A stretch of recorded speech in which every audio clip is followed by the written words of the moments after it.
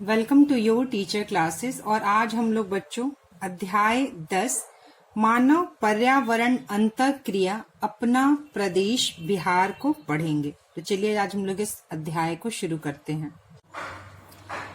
तो देखिए बच्चों, यहाँ अध्याय के शुरू में ही यह जो है मानचित्र है बिहार राज्य का। ठीक है, यह जो मानचित्र है वह किसका है? बिहार राज्य का। तो चलिए हम लोग इस अध्याय को यहाँ देखते हैं। यहाँ पर भारत का मानचित्र दिया हुआ है, यहाँ पे भारत का मानचित्र दिया हुआ है। और यहाँ पर आप देख सकते हैं कि यह जो यहाँ पर लाल रंग का जो ये बना हुआ है, यह लाल रंग का जो ये स्थान है वह बिहार है। ठीक है, और यह जो बिहार यहाँ पर है इसी को यहाँ बड़े रूप में दर्शाया गया है। तो देखिए बच्चों, यहाँ पर दिया है भारत का मानचित्र। ठीक है, तो इस भारत के मानचित्र में यह जो दिशा है वह पूर्व दिशा है, यह पश्चिम है। भारत का यह छोर जो है वह उत्तर दिशा में है, और यह जो छोर है भारत का वह कहाँ है? दक्षिण दिशा है। ठीक है, पूरब, पश्चिम, उत्तर, दक्षिण। तो अगर आप कहा जाए कि बिहार जो है वो कहाँ अवस्थित है, तो बिहार जो है बच्चों उत्तर और पूर्वी दिशा में स्थित है। ठीक है, तो चलिए हम लोग आगे बढ़ते हैं। 22 मार्च को पटना के गांधी मैदान में काफी चहल पहल थी। बिहार दिवस के मौके पर राज्य के सभी जिलों से स्कूली छात्र छात्राएं इकट्ठा हुए थे। बिहार को जानिए इसी विषय पर बच्चों के बीच भाषण प्रतियोगिता आयोजित थी। मंच पर सुंदर सा बैनर टंगा था, बिहार राज्य की कहानी स्कूली बच्चों की जुबानी।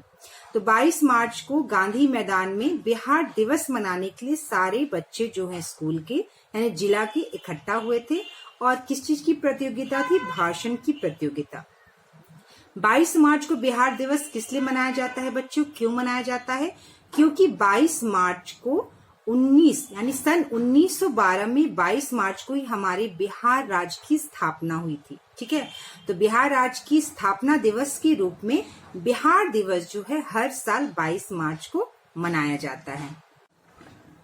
मंच के सामने अनेक कुर्सियां कतारबद्ध थी।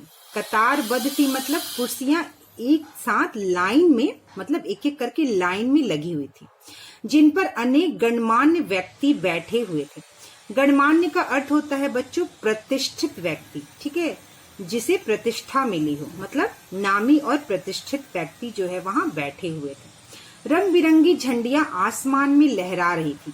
तो जो वह मंच सजा हुआ था उसमें कहाँ पे बच्चों वो रंग बिरंगी जो झंडियां होती हैं, जो 15 अगस्त और 26 जनवरी को जो काट के जो कागज की रंग बिरंगी जो पत्तियां लगती हैं झंडियां, वह आसमान में लहरा रही थी, मतलब वो उड़ रही थी हवा में, वो धागे में बंधी हुई लगी हुई थी और वह उड़ रही थी। तभी उद्घोषक की आवाज गूंजी। उद्घोषक मतलब उस मंच पर जो घोषणा करने वाला होता है, जो आकर बोलता है, बताता है, घोषणा करता है, उसे क्या कहते हैं? उद्घोषक। तो उद्घोषक की आवाज गूंजी, बिहार दिवस के मौके पर आप सभी का स्वागत है। आज हम अपने राज्य के स्कूली बच्चों के माध्यम से अपने प्रांत मतलब अपने प्रांत, प्रांत मतलब अपना राज्य, प्रांत का अर्थ क्या होता है बच्चों? प्रदेश, राज्य की भौगोलिक, सामाजिक, आर्थिक स्थिति को जानेंगे, मतलब उसके बारे में जानेंगे हम। किसके बारे में? बिहार के बारे में। हम आशा करते हैं यहाँ के बच्चे जनजीवन, खान पान, रोजी रोजगार एवं पर्यावरण से अपने जीवन का सामंजस्य बिठाने के विषय में जानकारी प्रस्तुत करेंगे। हमारे आसपास ऐसे बच्चों की सूची है। मैं इन बच्चों को बारी बारी से मंच पर बुलाऊंगा और आग्रह करूंगा कि दिए गए विषय पर ये अपनी बातें रखें। इससे पहले कि मैं नाम पुकारूं, आप सभी दर्शक जोरदार तालियों से प्रतिभागियों का स्वागत कीजिए।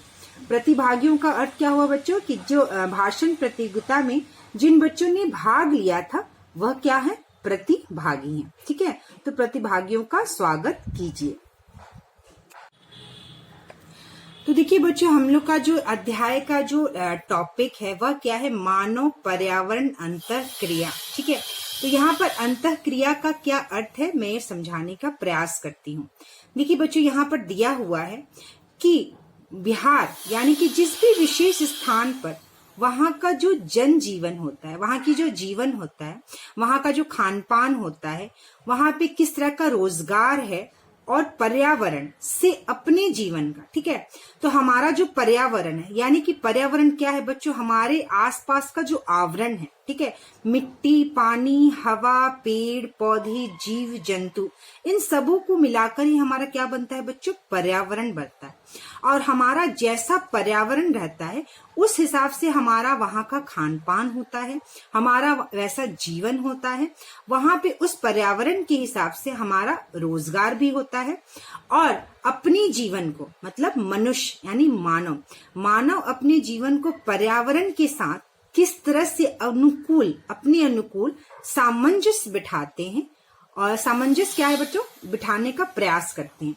हम किसी भी पर्यावरण में जब रहते हैं तो अपने आप को उसकी अनुकूल ढाल लेते हैं, ठीक है। मनुष्य क्या करता है, अपने आप को उसके अनुकूल ढाल लेता है, और उस ढालने की प्रक्रिया में मानव का पर्यावरण पर प्रभाव पड़ता है, पर्यावरण का मानव पर प्रभाव पड़ता है। और इन दोनों के बीच, यानी मानव पर्यावरण के बीच किस तरह से हम सामंजस्य बिठाते हैं, और उसको सामंजस्य बिठाने के लिए जो हम क्रिया करते हैं उससे ही मानव पर्यावरण के बीच की अंतः क्रिया कहते हैं, ठीक है। चलिए अब देखिए, बिहार जो है उत्तर और पूर्वी दिशा में स्थित है। तो बिहार के पूरब में क्या है, पश्चिम बंगाल है, ठीक है। पश्चिम में उत्तर प्रदेश है, उत्तर में नेपाल है, और दक्षिण में झारखंड है, ठीक है। तो इस बात को हमेशा ध्यान रखिएगा।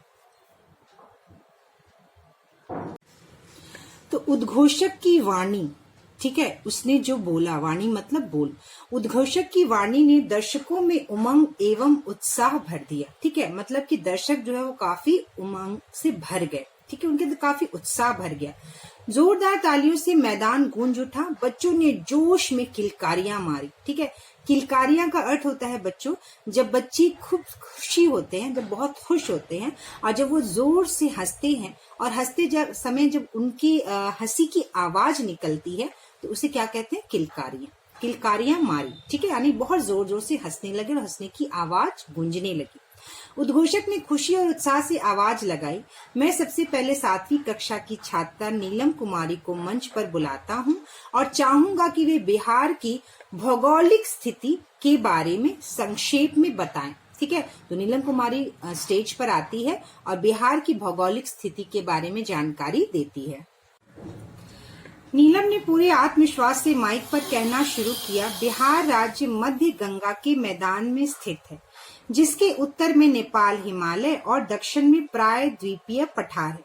तो बच्चों, गंगा का जो मैदान है वह 3 भाग में विभाजित है, ऊपरी गंगा का मैदान, मध्य गंगा का मैदान और निचली गंगा का मैदान, ठीक है।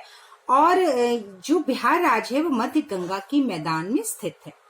अब प्राय द्वीपीय पठार मतलब कि बिहार राज्य के उत्तर में नेपाल हिमालय है और दक्षिण में प्राय द्वीपीय पठार है। चलिए हम लोग जानेंगे प्राय द्वीपीय पठार किसे कहते हैं। तो देखिए बच्चों, यह जो भारत का मानचित्र है, यह पूर्व दिशा, यह पश्चिम, यह उत्तर और यह दक्षिण, ठीक है। तो यह जो दक्षिणी छोर है, यहाँ पर देखेंगे कि आप इधर जो है वह बंगाल की खाड़ी है, यहाँ पर नीचे जो है वह क्या है बच्चों, हिंद महासागर है, और इधर अरब सागर है। तो यह जो भूखंड है भारत का, यह जो दक्षिणी भूखंड है वह 3 तरफ पानी से घिरा हुआ है। तो ऐसा स्थल, ऐसा भूखंड जो 3 तरफ पानी से घिरा हो और एक तरफ स्थल से जुड़ा हो, उसे प्राय द्वीप कहते हैं। क्या कहते हैं बच्चों, प्राय द्वीप कहते हैं, ठीक है। तो बच्चों आप समझ गए होंगे कि प्राय द्वीप किसे कहते हैं। अब आती है बात पठार की। पठार क्या होता है? तो बच्चों पठार जो होता है वह धरातल का ऐसा हिस्सा होता है, ठीक है। पठार जो होता है वो धरातल का ऐसा हिस्सा होता है जो अपने आसपास की जमीन से, ठीक है, जो अपने आसपास की जमीन से काफी ऊंचा होता है। क्या होता है बच्चों, वो काफी ऊंचा होता है और ऊंचा होता है, और जो उसका ऊपरी हिस्सा होता है वो काफी समतल होता है, सपाट होता है, ठीक है। समतल होता है और सपाट होता है। तो यह जो दक्षिण, यहाँ पे जो दक्षिण भूखंड है, ये यहाँ पे जो दक्षिण भूखंड है वो क्या है बच्चों, एक प्रायद्वीपीय पठार है। प्रायद्वीप किस लिए? क्योंकि 3 तरफ पानी से घिरा हुआ, एक तरफ स्थल से, और यहाँ का जो धरातल का जमीन है वह काफी अपने नीचे अपने आसपास की जमीन से काफी ऊपर उठा हुआ है और जो सपाट और बिल्कुल समतल है। इसलिए इस हिस्से को क्या कहते हैं बच्चों? प्रायद्वीपीय पठार कहते हैं। और यह भारत का विशालतम, ठीक है, भारत का सबसे बड़ा विशालतम पठार है। ठीक है, तो दक्षिण भारत का मुख्य भूभाग जो है इसी पठार पर स्थित है। ठीक है, इसी पठार पर स्थित है। तो वहां पे यही हमने पढ़ा बच्चों, बिहार राज्य के दक्षिण में जो है वह प्रायद्वीपीय पठार है। चलिए हम लोग आगे बढ़ते हैं। आगे है, इस प्रदेश के मैदान में गंगा पश्चिम से पूरब की ओर बहती है। ठीक है, तो गंगा कैसे बहती है बच्चों? पश्चिम से पूरब की ओर बहती है, जिसमें उत्तर से गंडक, बूढ़ी गंडक, कोसी, महानंदा तथा दक्षिण से पुनपुन, सोन, फल्गु आदि नदियां आकर क्या होती है? मिल जाती है। समुद्र तल से औसत ऊंचाई 100 मीटर से कम है। ठीक है, जाड़े के दिनों में अधिकतम तापमान 29 डिग्री सेल्सियस और न्यूनतम लगभग 8 सेल्सियस होता है, 8 डिग्री सेल्सियस होता है। मतलब जब ठंडी पड़ती है तो सबसे ज्यादा तापमान जो मैक्सिमम जाता है, यानी अधिकतम सबसे ज्यादा जो जाता है वो 29 डिग्री जाता है, और जो सबसे कम तापमान जाता है वो 8 डिग्री के करीब जाता है। गर्मी में लू चलती है तो तापमान 40 डिग्री सेल्सियस से ऊपर चला जाता है। यहाँ वर्षा बंगाल की खाड़ी के मॉनसून से होती है। कहाँ से होती है बच्चों? बंगाल की खाड़ी के मॉनसून से, जो लगभग 100 से 150 सेंटीमीटर औसत वार्षिक वर्षा करती है। अप्रैल मई के महीने में वर्षा की हल्की फुहारें पड़ती हैं, जिसके कारण आम के फल तेजी से बढ़ने लगते हैं। कब बच्चों? अप्रैल और मई में। अतः इसे मैंगो शावर भी कहा जाता है। ठीक है, यानी कि उस फुहारों से, जो अप्रैल और मई में जो बारिश की हल्की फुहारें पड़ती हैं और जिससे आम जो है वह तेजी से क्या होता है बच्चों? बढ़ने लगता है, पकने लगता है, तो इसको क्या कहते हैं? मैंगो शावर भी कहा जाता है। किसको? शावर, मतलब वह जो हल्की फुहारें होती है उसको शावर कहते हैं। फुहारों को क्या कहते हैं? शावर। और इसलिए इसे मैंगो शावर भी कहा जाता है। कभी कभी आंधियां चलती हैं, जिससे आम के टिकोले पेड़ से गिर जाते हैं। इससे आम की फसल प्रभावित होती है। उत्तर में हिमालय की तराइयों से हुई वर्षा का जल कुछ जिलों में बाढ़ ले आता है। तराई मतलब वह जो क्षेत्र होता है, तराई क्षेत्र काफी नम होता है, घने जंगल होते हैं, तो वहां से जो बारिश होती है तो बाढ़ भी आ जाती है और इससे जनजीवन काफी प्रभावित होता है। जलवायु की दृष्टि से बिहार उपोष्ण कटिबंधीय प्रदेश में आता है। ठीक है, उपोष्ण कटिबंधीय क्या होता है? तो देखिए बच्चों, उपोष्ण कटिबंधीय प्रदेश, उपोष्ण कटिबंध किसे कहते हैं? ऐसी जगह जहां पर कुछ महीने ताप बहुत ज्यादा होता है और कुछ महीने ताप जो है वह कम होता है। ठीक है, कुछ महीने गर्मी ज्यादा पड़ती है और कुछ महीने ठंडी पड़ती है। कुछ महीने ताप बहुत ज्यादा होता है, कुछ महीने ताप बहुत कम होता है। ऐसे प्रदेश को उपोष्ण कटिबंधीय प्रदेश कहते हैं। ठीक है, यहाँ जनसंख्या घनत्व सघन है, मतलब जनसंख्या जो है यहाँ पे काफी, इसका जो घनत्व है वह क्या है बच्चों? ज्यादा है, घना है। ठीक है, श्रोता नीलम की बातें बड़ी ध्यान से सुन रहे थे, सबने जोरदार तालियों से नीलम की बातों का स्वागत किया। चलिए आगे देखते हैं हम लोग। उद्घोषक ने बड़े ही सधे हुए अंदाज में दूसरा नाम पुकारा, मनीष कुमार। चेहरे पर तेज और उत्साह लिए एक लड़का मंच पर चढ़ा। उसने श्रोताओं का अभिवादन किया। श्रोता मतलब जो लोग वहां बैठकर सुन रहे थे, उनका अभिवादन मतलब उनका अभिनंदन किया। उद्घोषणा हुई, अब मनीष बिहार के निवासियों का मुख्य पेशा और उत्पादन के बारे में बताएंगे। मुख्य पेशा और उत्पादन। मनीष ने कहना शुरू किया, प्रिय सज्जनों, बिहार प्रदेश की समस्त भूमि का लगभग 75% भाग कृषि योग्य है। ठीक है, यानी कि इस पे खेती होती है। कितना? 75% भाग पर। यहाँ 12% भाग बंजर भी है। बंजर का अर्थ मतलब जो उपजाऊ, जो मिट्टी और जमीन उपजाऊ नहीं होती है वह कैसा स्थल होता है? बंजर होता है। उत्तर की ओर तराई में स्थित एकाध जिलों और दक्षिण पूर्व में एकाध जिलों को छोड़कर अन्य भाग में वनों का अभाव है। ठीक है, तो वन क्या है बच्चों? बहुत कम है। अगर हम छोड़ दें कौन से जिलों को, उत्तर की ओर तराई में स्थित एकाध जिला, मतलब उत्तर की ओर कुछ जिलों को छोड़ दें और दक्षिण में कुछ जिलों को अगर छोड़ दें तो वन का क्या है बच्चों, अभाव है। यानी इस जगह पे जो है वन पाए जाते हैं। ठीक है, कहाँ, तराई जो है उत्तर में तराई की ओर वन पाए जाते हैं और दक्षिण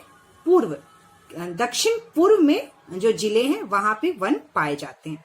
कृषि मुख्यतः मानसून पर ही आधारित है। ठीक है, मतलब जब बारिश होती है उसी के आधार पर जो है कृषि की जाती है। यह कृषि प्रधान राज्य है और यहाँ के लोग का मुख्य व्यवसाय कृषि है। तो बिहार राज्य का मुख्य व्यवसाय क्या है बच्चों, कृषि है। ये तो हम सभी जानते हैं। धान यहाँ की प्रमुख फसल है। अन्य फसलों में गेहूं, मकई, दलहन, तिलहन, गन्ना, जूट, मसाले आदि भी उपजाए जाते हैं। उत्तर बिहार के कुछ जिलों में तंबाकू, केले, लीची, पान की खेती खूब होती है। आम की पैदावार भी प्रचुर मात्रा में, प्रचुर मतलब बहुत ज्यादा मात्रा में, मतलब पर्याप्त मात्रा में होती है। भागलपुर में सिल्क, पूर्णिया में जूट, गया में सूती वस्त्र एवं पूर्वी चंपारण में बटन बनाने की कुटीर उद्योग प्रमुखता से है। कुटीर उद्योग मतलब छोटे छोटे उद्योग। हाँ, मुंगेर में सिगरेट का कारखाना, बरौनी में तेल शोधक कारखाना, तेल शोधक मतलब जहाँ तेल को शुद्ध किया जाता है, एवं खाद्य कारखाना में भी लोग काम करते हैं। मुजफ्फरपुर एवं मोकामा में रेलवे वैगन प्लांट है, तो जमालपुर में रेलवे की कार्यशाला स्थापित है। रेलवे एवं बारूद के कुछ नए कारखानों का निर्माण कार्य प्रगति पर है। मुजफ्फरपुर एवं मोकामा में रेलवे वैगन प्लांट, तो रेलवे वैगन का अर्थ क्या है बच्चों, रेलवे का जो डब्बा होता है, जो अलग अलग प्रकार के जो डब्बे होते हैं जिसमें अलग अलग तरह की चीजें ले जाने ले आने का जो साधन होता है, वह जो डब्बे होते हैं अलग अलग प्रकार की, जैसे सामान ले जाने के लिए बालू है, जो बालू जाता है, सामान अलग अलग प्रकार के सामान जो है डब्बे में जाते हैं उनका डब्बा अलग प्रकार का होता है। तेल के डब्बे जो होते हैं वो अलग प्रकार की बनावट होती है। जो यात्री पैसेंजर होते हैं उनका डब्बा अलग प्रकार का होता है। तो ये जो रेल के डब्बे होते हैं जो अलग अलग प्रकार के होते हैं अलग अलग चीजों के लिए, उन्हें क्या कहते हैं बच्चों, रेलवे, उसे क्या कहते हैं, वैगन कहते हैं। ठीक है, तो रेलवे वैगन प्लांट है कहाँ, मुजफ्फरपुर और मोकामा में, जहाँ डब्बे बनाए जाते हैं। ठीक है, चलिए खनिज संपदा, आगे बढ़ते हैं हम लोग। खनिज संपदा के मामले में बिहार एक निर्धन राज्य है। निर्धन मतलब गरीब राज्य। खनिज किसे कहते हैं, खनिज उसे कहते हैं बच्चों जो भी चीजें हम जमीन के अंदर से खान कर खोद कर निकालते हैं, ऐसे भौतिक पदार्थ जो जमीन से खोद कर खान कर निकाले जाते उसे खनिज कहते हैं। तो इस मामले में बिहार जो है वह गरीब राज्य है। दक्षिण बिहार के कुछ जिलों में ही टिन और अभ्रक की खानें हैं, मतलब टिन और अभ्रक जो है वो खोद कर जमीन के अंदर से निकाला जाता है। कैमूर की पहाड़ियों में चूना पत्थर, बालू पत्थर और पाइराइट्स भी मिलते हैं। तो चूना पत्थर, बालू पत्थर, पाइराइट्स, टीन, अभ्रक, ये सभी क्या है बच्चों, खनिज है जो कि खान से खोदकर निकाले जाते हैं। यह कहकर मनीष ने अपनी बात समाप्त की। जोरदार तालियां गूंज उठी। इस बार उद्घोषक ने आवाज लगाई, अब मोहम्मद रिजवान आपको बिहार की जीवन शैली के बारे में बताएंगे। तो चलिए हम लोग आगे बढ़ते हैं। मोहम्मद रिजवान स्कूली ड्रेस में था। मंच पर आते उसने माइक संभाली और कहना शुरू किया, हमारे प्रांत यानी हमारे प्रदेश बिहार का मुख्य पेशा कृषि है। हल बैलों की मदद कृषि कार्य में ली जाती है। कुछ ही क्षेत्रों में सिंचाई के लिए नहरें, ट्यूबवेल, रहट उपलब्ध है। अब हार्वेस्टर, ट्रैक्टर आदि मशीनों का भी उपयोग खेती में हो रहा है। ठीक है, तो पहले तो सिर्फ बैलों से ही की जाती थी, लेकिन जिस तरह से हमारा देश विकास कर रहा है, अब जो है हार्वेस्टर, ट्रैक्टर का भी उपयोग क्या किया जाता है बच्चों, खेती में किया जाता है। उपोषण जलवायु मतलब उपोषण कटिबंध प्रदेश मैंने बताया। उपोषण जलवायु का अर्थ होता है बच्चों कि हमारा प्रदेश में जो है कुछ महीने ताप ज्यादा होता है, कुछ महीने ताप कम रहता है। तो ऐसे जलवायु को उपोषण जलवायु कहते हैं। एवं मैदानी भाग होने के कारण चावल, गेहूं, दाल, हरी सब्जियां, आलू मुख्य भोज्य पदार्थ है। भोज्य पदार्थ मतलब यह खाने वाले पदार्थ है, भोजन बनाने वाले। पेयजल का मुख्य स्रोत चापाकल एवं कुएं हैं। लोग सामान्यतः धोती कुर्ता, शर्ट पैंट गमछा लुंगी पैजामा और औरतें साड़ी और सलवार समीज पहनती हैं। यातायात के लिए पक्की और कच्ची सड़कों के अलावा रेलवे लाइनों का सघन व सुदृढ़ जाल है। ठीक है, तो यहाँ पर जो है रेलवे लाइन जो है, हर जगह रेलवे लाइन आपको दिख जाएंगे। सघन मतलब बहुत ज्यादा है और सुदृढ़ है मतलब बहुत ही अच्छी तरह से बनाई गई है। राज्य की राजधानी पटना के अतिरिक्त गया जिला भी वायु मार्ग से जुड़ा है। नौवहन की भी अच्छी सुविधा है। वायु मार्ग, ठीक है, तो वायु मार्ग क्या है बच्चों?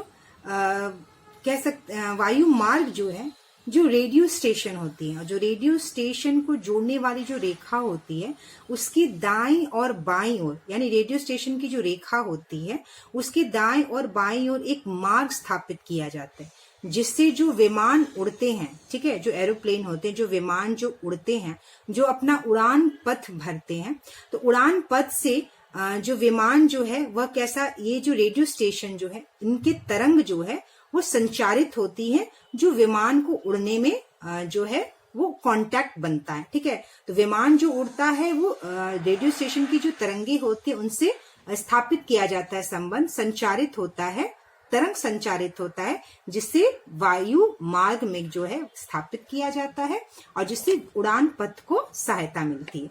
तो यह जो वायु मार्ग है वह जुड़ा हुआ है। नौवहन की भी अच्छी सुविधा है। उत्तर बिहार में नावें आज भी यातायात के मुख्य साधन है। ठीक है, क्या? नाव। किसानों के कृषि उपज स्थानीय बाजारों में बिक जाते हैं। गांवों में कच्चे और पक्के दोनों तरह के मकान मिलते हैं। गांव के टोलों में पक्के और क्या बोला है बच्चों? कच्चे। पक्के मकान वह हो गए जो ईंटी सीमेंट बालू से बनते हैं और कच्चे मकान जो होते हैं वह मिट्टी से बनते हैं। ठीक है, गांव के टोला में फूस के छप्पर वाली झोपड़ियां भी देखने को मिलती हैं। गाय और भैंस दूध का मुख्य स्रोत है। बरसात में झटपट तैयार होने वाली लिट्टी चोखा गर्मी के दिनों में सत्तू एवं चूड़ा दही प्रिय भोजन है। तो प्रिय भोजन क्या है सभी जानते हैं बच्चों, लिट्टी चोखा, सत्तू एवं चूड़ा दही। चोखा की बात सुनकर लोग सत्तू और लिट्टी चोखा की बात सुनकर खुसुर फुसुर करने लगे। खुसुर फुसुर मतलब अपने आसपास जो भी लोग बैठे उनसे धीरे धीरे बात करने लगे। शायद सभी के मुंह में पानी आ रहा था। उद्घोषक ने कहा, बिहार का जीवन शैली खान पान से आगे कला और संस्कृति तक जाती है। मैं एक छोटी बच्ची सिमरन को बुला रहा हूँ, जो अपनी मीठी वाणी में आपको बिहार की प्रमुख विशेषताओं से परिचित कराएगी। ठीक है, बिहार में मनाए जाने वाला छठ पर्व पूरे प्रदेश में श्रद्धा और उल्लास, मतलब श्रद्धा और भक्ति, जब हम किसी चीज पर आस्था विश्वास करते हैं, उल्लास मतलब बहुत ज्यादा खुशी से। यह पर्व यहाँ के लोगों में नई चेतना, ठीक है, स्फूर्ति, उत्साह, सहयोग एवं स्वच्छता को जन्म देता है। मतलब छठ पर्व जब करते हैं बच्चों तो कितनी स्वच्छता से, कितनी साफ सफाई से करते हैं। छठ पर्व ऐसा महान पर्व है जो अकेले संभव नहीं हो पाता है। 2 लोग 4 लोग मिलकर एक दूसरे को सहयोग करते हैं उस छठ पर्व को मनाने में। उत्साह मतलब उतनी खुशी और उमंग के साथ उसे मनाते हैं। स्फूर्ति मतलब अगर ये जो छठ पर्व है ये 3 से 4 दिनों तक लंबी चलने वाली जो है वो पर्व होती है, जिसमें स्फूर्ति मतलब बहुत ज्यादा छठ में काम होता है और उस काम को लोग स्फूर्ति से करते हैं। नई चेतना मतलब एक नई चेतना का जागरण होता है, हमारी नई सोच, नई समझ का, नई चेतना का जागरण होता है। हमारे यहाँ सिखों के गुरु गोविंद सिंह जी का भी जन्म हुआ था। इनका जन्म उत्सव हम प्रतिवर्ष उत्साह पूर्वक मनाते हैं। इसके साथ ही हम ईद, बड़ा दिन, क्रिसमस, होली, दीपावली इत्यादि पर भी खुशियों के साथ मनाते हैं। बिहार की मधुबनी पेंटिंग अब तो पूरे विश्व में लोगों को पसंद आ रही है। कौन सी पेंटिंग? मधुबनी पेंटिंग।